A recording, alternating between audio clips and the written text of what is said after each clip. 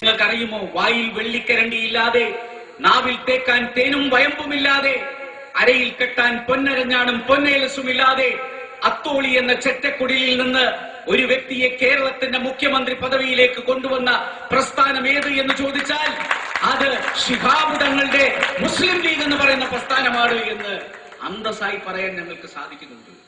അതാണ് മുസ്ലിം ലീഗ്. ഞങ്ങളൊന്നും ഉണ്ടാക്കിയിട്ടില്ല. ഞങ്ങളെല്ലാം ഈ പ്രസ്ഥാനത്തിന് വേണ്ടി സമർപ്പിച്ചവരാണ്. ഇപ്പൊ എന്നിട്ട് എന്റെ പേരിൽ വലിയ അഴിമതി ആരോപണം. ഞാൻ റോഡ് ഉണ്ടാക്കിയതാണ്. ഞാൻ മലപ്പുറത്ത് 5 റോഡ് ഉണ്ടാക്കി. അതിനെക്കുറിച്ച് അന്വേഷിച്ചു. എന്തിനാണ് മലപ്പുറത്ത് മഞ്ചേരി ഡിവിഷനിൽ മുനീർ റോഡ് ഉണ്ടാക്കി? അതും ടെൻഡർ ഇല്ലാതെ. പ്രിയപ്പെട്ടവരെ, ഞാൻ മലപ്പുറത്ത് മാത്രമല്ല ടെൻഡർ ഇല്ലാതെ കൊടുത്തത്.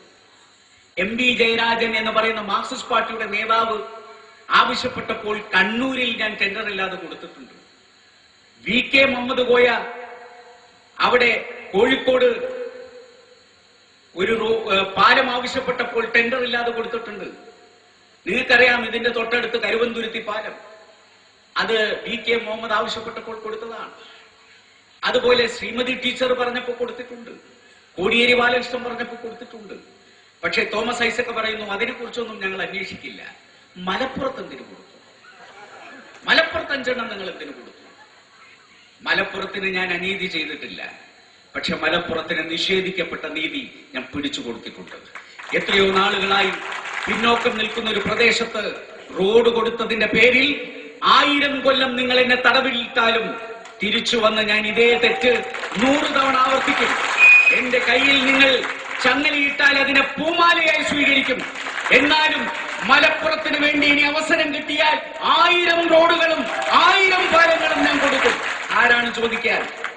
ഈ പ്രദേശത്തെ പാവപ്പെട്ടവരെ, പിന്നോക്കം നിൽക്കുന്നവർക്ക് വേണ്ടി റോഡ് കൊടുത്താൽ നിങ്ങൾ പേടിപ്പിക്കുകയാണ്.